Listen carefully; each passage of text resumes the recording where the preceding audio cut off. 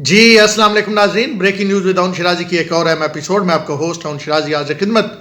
नाजरीन, पाकिस्तान में साफ़ी बड़े खुशकिस्मत हैं जहां एक तरफ जान का खतरा है तो दूसरी जानब खबरें बहुत ज़्यादा होती हैं। आप सोच रहे होते हैं कि किस किस खबर को अपने देखने वालों के सामने लाया जाए। एक खबर आप सोचते हैं ये लाएंगे, कोई 2 घंटे बाद उससे बड़ी डेवलपमेंट हो जाती है। तो ये साफ़ी के लिए ये मुश्किल हो जाता है कि खबर कौन सी सामने लाए, और हमें एक एक व्लॉग में चार चार पांच पांच खबरें देनी पड़ती हैं, डिस्कस करनी पड़ती हैं। कुछ अंदर की कहानियां हम जो खुद लाते हैं वो देनी पड़ती हैं। तो लेकिन मेरी कोशिश ये होती है कि मैं जो मेरे नाजरीन देखना चाहते हैं, जो वो डिमांड करते हैं इंफॉर्मेशन, स्पेसिफिकली उन पे थोपूं नहीं, वो इंफॉर्मेशन लेके आऊँ। तो अब कुछ दिनों से मुझे मुसलसल तौर पे व्हाट्सएप पे, ट्विटर की डीएम में, मैसेंजर पे ये मैसेज आ रहे थे कि आप हमें एक वीडियो करके दें, इंफॉर्मेशन हमारे साथ शेयर करें कि फैसल नसीर और इमरान खान का क्या मसला है। जो मेजर जनरल फैसल नसीर हैं डीजीसी, उनका और इमरान खान का क्या मसला है, और इमरान खान क्यों जो है वो एकदम फैसल नसीर की जब अपॉइंटमेंट हुई तभी से जो इर्द गिर्द के उनके लोग थे, जो क्लोज सर्किट था, उसमें उनके मुतल्लक बातें करने लगे। और ये मामला क्या है, क्यों वो एफआईआर कटवाना चाहते हैं, क्यों वो फैसल नसीर को अपने लिए सबसे बड़ा खतरा समझते हैं, क्यों वो इवन अगर वो ये कहते हैं कि रजीम चेंज में फौज का हिस्सा नहीं था, यानी वो ये कह रहे थे ना, एक लास्ट इंटरव्यू में उन्होंने कहा कि जनाब वो नहीं मुलवस थे, ठीक है, लेकिन उन्होंने रोका क्यों नहीं। तो ये क्या मामला है। तो मैंने कहा जरा डिमांड बहुत ज़्यादा हो गई थी, और अभी तक मैं डेली सिर्फ एक वीडियो कर रहा हूं, और अगले दिनों में कुछ मसरूफियात की इस तरह सेटिंग करेंगे कि एक से ज़्यादा वीडियो भी कर सकूं, आपके सामने हकाइक ला सकूं। लेकिन अभी तक एक कर रहा हूं, तो फिर मुझे इस पर पूरी वीडियो करनी पड़ रही है। तो जनाब सवाल यह है कि हाँ, फैसल नसीर का और इमरान खान का मसला क्या है। फैसल नसीर की बतौर डीजीसी अपॉइंटमेंट के साथ ही इमरान खान के करीबी हलकों में क्यों एक आप ये कहें कि एक सरासमेगी की लहर जो है वो दौड़ गई, और क्यों ये कहा गया कि ये बंदा ठीक नहीं है। इसके पीछे बहुत सारी चीजें हैं इसके पीछे। और फिर एफआईआर में डायरेक्टली तौर पे फैसल नसीर का नाम, बजाय ये कि उस इदारे का भी सरबराह है, फौज का, मतलब आप सारों को एक साइड पे रखते हैं, और आप राना सनाउल्लाह और शहबाज शरीफ के साथ फैसल नसीर को लाते हैं। यानी आपकी फैसल नसीर के हवाले से जो माइंड सेट राना सनाउल्लाह के हवाले से है, और जो माइंड सेट आपका शहबाज शरीफ के हवाले से है, वही आपका फैसल नसीर के हवाले से भी है। यानी तीनों को आप एक कैटेगरी में रखते हैं। तो क्यों रखते हैं, चले वो तो आपके मतलब सियासी मुखालिफ हैं। तो फैसल नसीर तो एक प्योर तौर पे एक आर्मी बैकग्राउंड, और वो 30-35 साल हो गए आर्मी के साथ, और वो मेजर जनरल के ओहदे पे पहुंचे और बड़े कलीदी ओहदों पे काम कर चुके हैं। तो सवाल तो उठता है फिर देखने वालों की और सोचने वालों की, और वो जो फिर जनरेशन वार का निशाना नहीं बनते, उन लोगों के जहन में सवाल उठता है कि फैसल नसीर ने ऐसा क्या गुनाह किया, ऐसा केड़ा डिग्री वाले रोजा तोड़ देता सी फैसल नसीर ने। ये इमरान खान साहब मदीना की रियासत बनाते पे सन, और जी कारपोरेट सड़क सी ना मदीना की रियासत बनाने वाली, फैसल नसीर ने राह कोई मतलब रुकावटें लगा दी, कंटेनर खड़े कर देते कि भाई तू नहीं जा सकता, या कोई खान साहब जो इनकलाब ला रहे थे वो फैसल नसीर ने रोक दिया।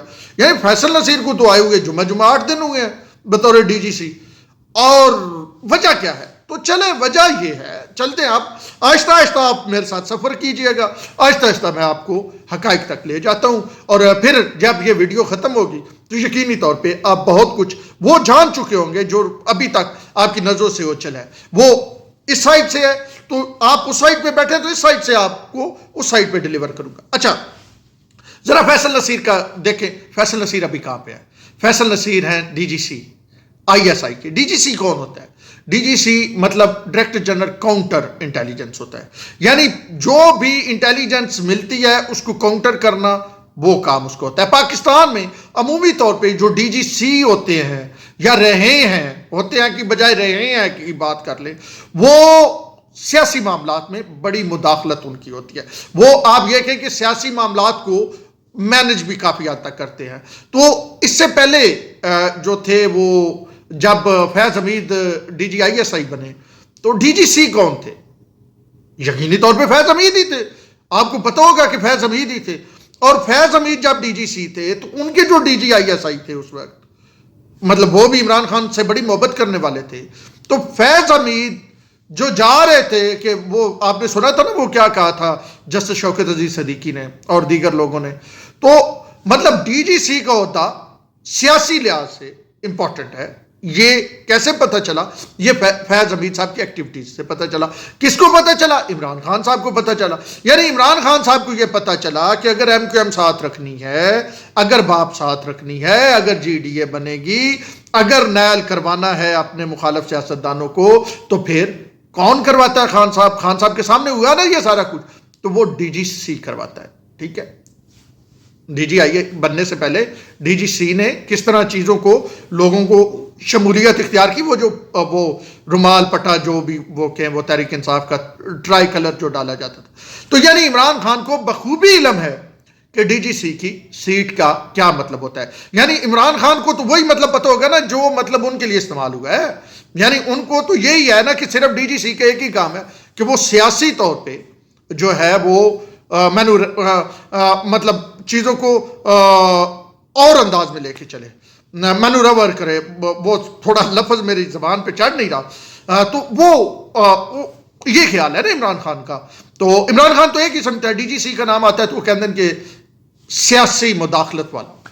तो अब जरा सोचें कि जब फैज हमीद डीजीसी थे तो गुजरावाला में फैज हमीद का नाम लिया गया था, और उसके बाद मेजर जनरल उस वक्त थे आसिफ गफूर DGISPR, उन्होंने एक पूरी प्रेस कॉन्फ्रेंस की थी फैज साहब के हक में, और उन्होंने ये कहा था कि वो तो बड़े कमाल के ऑफिसर हैं और वो तो बड़े प्रोफेशनल ऑफिसर हैं और उन्होंने दहशतगर्दी के खिलाफ बड़े कारनामे किए होंगे।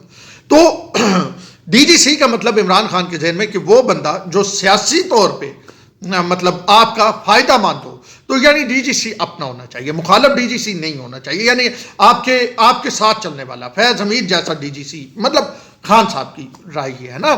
तो अब फैसल नसीर आ गए, और फैसल नसीर जब आए तो उसके बाद फिर खान साहब ने फैसल नसीर पे इब्तदा में अंदरूनी तौर पे ये कहना शुरू कर दिया कि ये तुझी प्रोफेशनल इस अंदाज में इसने, और फिर इब्तदा में तो थोड़ी ढकी छुपी बातें हुई ना जो हमें जराए बताते थे कि डीजीसी के बारे में ये कह रहे हैं। फिर खान साहब ने वाज़ेह तौर पे इंटरनेशनल मीडिया पे चले गए और खान साहब ने अपना जो है अपने पे अटैक के इल्जाम सीधा डीजीसी पे लगा दिया। अच्छा, डीजीसी को प्रेशराइज करने का क्या मतलब है? या प्रेशराइज नहीं, पहले प्रेशराइज किया गया था, उसको सीट से हटवाने का क्या मतलब है? यानी खान साहब का ये ख्याल है कि अगर फैसल नसीर रहते हैं तो सियासी तौर पे उन्हें नुकसान होगा, उनकी पार्टी आइंदा इलेक्शन से पहले बहुत सारे लोग उन्हें छोड़ जाएंगे।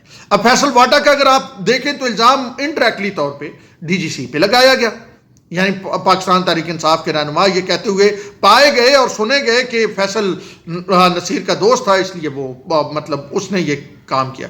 और फैसल वाडा भी वैसे मानते हैं कि वो फैसल नसीर के दोस्त हैं, लेकिन ये चीज जो है खान साहब को ये इदराक हो गया, यानी इदराक उन्होंने सेल्फ इदराक किया अपने तौर पे। खान साहब की ये सोच है कि उन्होंने डीजीसी बदलना है, अगर ये डीजीसी रहता है तो उनकी पार्टी को प्रॉब्लम होगा, आइंदा इलेक्शन में प्रॉब्लम होगा। तो उन्होंने सारे जड़े ना अपने मतलब हमला वो रख लिया डीजीसी की तरफ। अब यहां पे एक और बात आते हैं, डीजीसी का सिर्फ इमरान खान के साथ इशू नहीं है, शायद इमरान खान को बढ़ा चढ़ा के फैसल नसीर दिखाया गया है। किस जानब से दिखाया गया है? जो इमरान खान के बड़े करीबी हैं।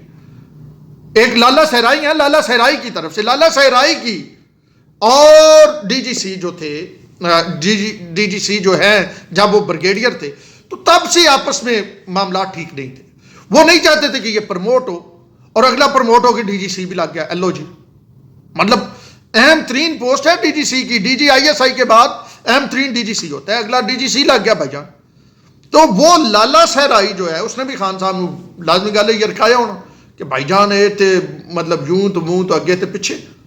और फिर जो डीजीसी के खिलाफ पूरी एक कैंपेन चली, और फिर वो जो मतलब उनकी पुरानी पोस्टों के हवाले से बातें की गई, तो ये भी डीजीसी की ब्रिगेडियर से मेजर जनरल प्रमोशन का भी एक पूरी कहानी है। वो तमाम चीजें अगर आप इकट्ठी करें तो ये सिर्फ इमरान खान साहब का इशू नहीं है, ये किसी और का भी इशू है, और वो और इमरान खान मिलके उस इशू को आगे चलाए। अब FIR में नाम देना है, और फिर कहा मैं FIR नहीं कटवा सकता, और वो पूरी कहानी चली।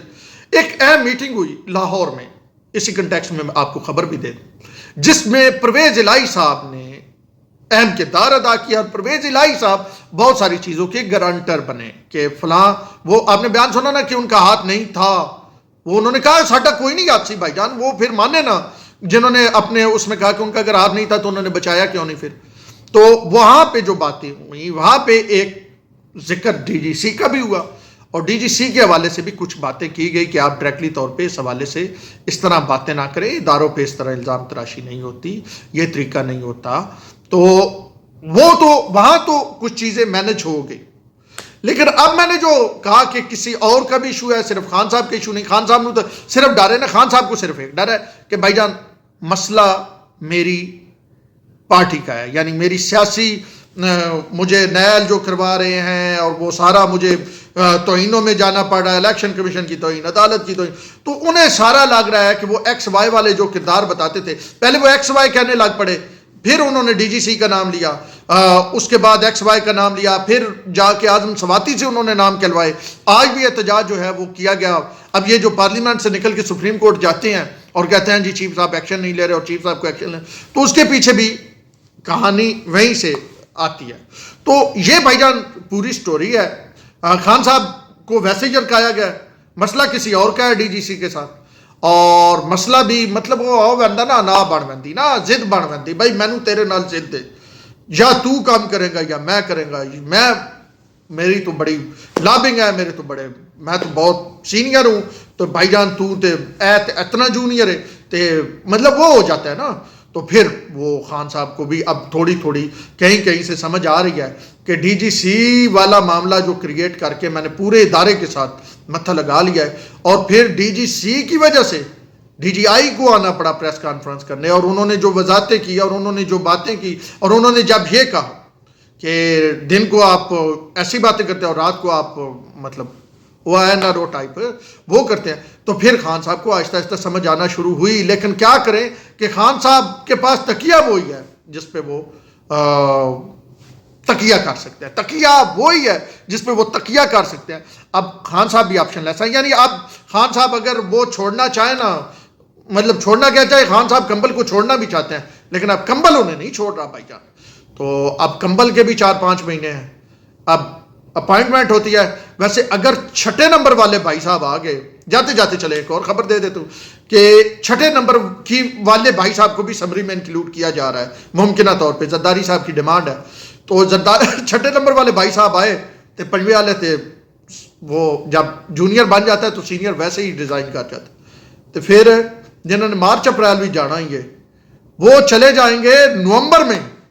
मतलब जरदारी साहब ने जो ये कहा है ना कि 6वें भी वो समरी आई और उन्होंने कहा नहीं जी 6वें भी शामिल करो, तो उसके पीछे एक राज ये भी है कि अगर ये घुमसान का रन पड़ता है पहले, दूसरे, तीसरे, 5वें में चौथा भी साइड पे है, हो सकता है खुराफाल चौथे के नाम निकले, लेकिन अगर ऊपर घुमसान का रन पड़ता है और ये ख्याल किया जाता है कि ये जो 5वां है ये जो आएगा उसके लिए भी या कोई मतलब वो होते हैं ना पिक चूज और पसंद नापसंद और वो, तो फिर अगर छठे को लगाया जाता है और ऊपर से पहले या दूसरे को जॉइंट चीफ लगाया जाता है, तो फिर तीसरा चौथा पांचवा, पहला तीसरा चौथा पांचवा या दूसरा तीसरा चौथा पांचवा, वो तो जाएंगे और उसमें फिर बहुत सारे लोगों के ख्वाब जो है वो टूटेंगे।